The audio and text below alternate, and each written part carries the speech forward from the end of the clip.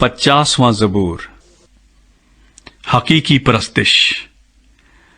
رب خداوند خدا نے کلام کیا اور مشرق سے مغرب تک دنیا کو بلایا۔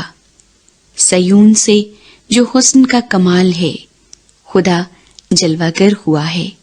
ہمارا خدا آئے گا اور خاموش نہیں رہے گا۔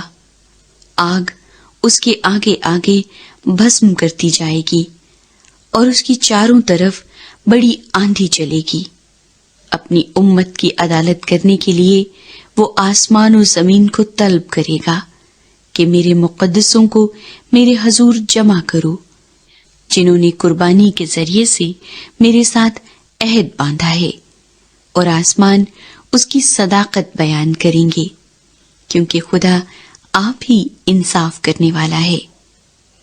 اے میری امت سن، میں کلام کروں گا، اور اے اسرائیل میں تجھ پر گواہی دوں گا۔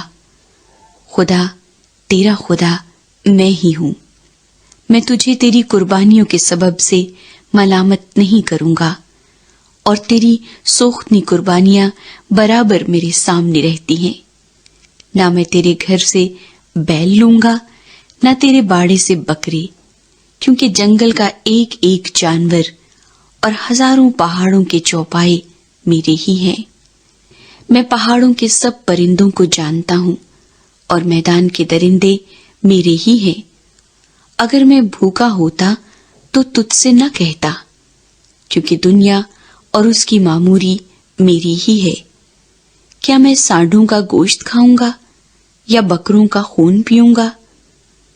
خدا کے لیے شکر گزاری کی قربانی گزران، اور حق تعالیٰ کے لیے اپنی منتیں پوری کر، اور مصیبت کے دن مجھ سے فریاد کر۔ میں تجھے چھڑاؤں گا اور تو میری تمجید کرے گا۔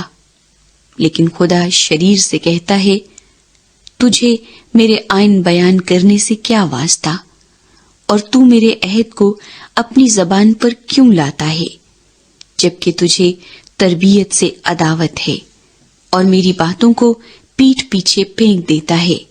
تو چور کو دیکھ کر اس سے مل گیا اور زانیوں کا شریک رہا ہے۔